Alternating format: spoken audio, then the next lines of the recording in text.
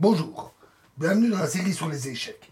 Donc, toujours sur l'équilibre de la position et sa perturbation, et sur l'erreur de vouloir forcer une perturbation de l'équilibre. Ici, une partie courte qui s'est jouée entre Kmoch et Michel en 1935, et ils ont joué E4, E5, Fou C4, d'où c'est le début du fou, cavalier F6, D3, Fou C5, cavalier C3, ça revient à une forme de l'italienne, D6, F4, cavalier G4. Alors ça c'est pas bon, c'est un mauvais coup. Déjà, il attaque prématurément avec une seule pièce, en plus il n'est pas bien développé. F5, très bon. Cavalier F2, enfin, elle attaque avec deux pièces, mais sans grand espoir. Dame H5. Alors ici, il a joué Dame D7, qui est également une erreur. Il faut noter que le roc ne marche pas à cause de cavalier F3. Et après, le cavalier prend H1. C'est cavalier G5, avec déjà une menace de mat. H6. Cavalier prend F7. Tour prend F7. Dame prend F7. Échec. Roi H7. Et fou G5. Et les blancs gagnent.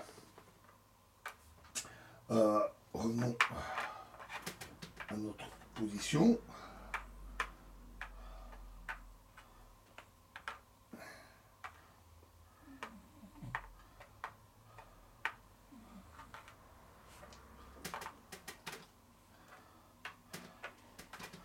Donc après E4, E5, fou C4, cavalier F6, D3, fou C5, cavalier C3, G6, F4, cavalier G4, F5, cavalier F2, dame H5.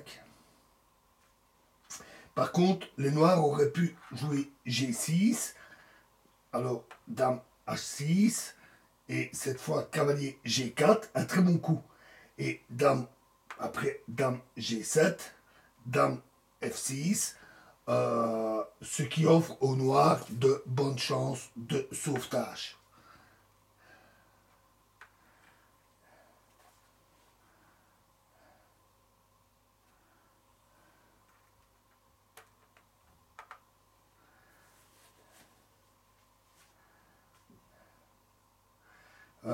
Mais ici, ils ont joué dame D7, qui cette fois-ci n'est vraiment pas bon pour protéger le pion, mais c'est loin d'être suffisant.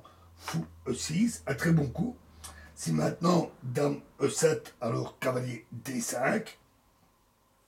Donc cavalier prend H1, fou prend D7, échec. Cavalier prend D7, fou prend G1.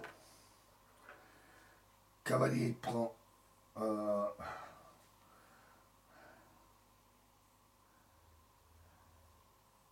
cavalier D, j'ai oublié le cavalier T5, excusez-moi. Fou prend G1, cavalier prend C7, échec.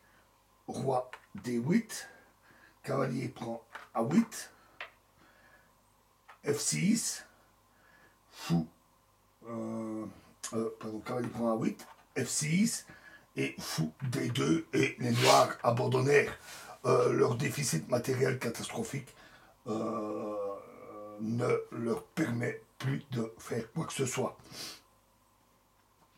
Alors, dans la prochaine vidéo, on verra un exemple nettement plus compliqué. Je vous remercie.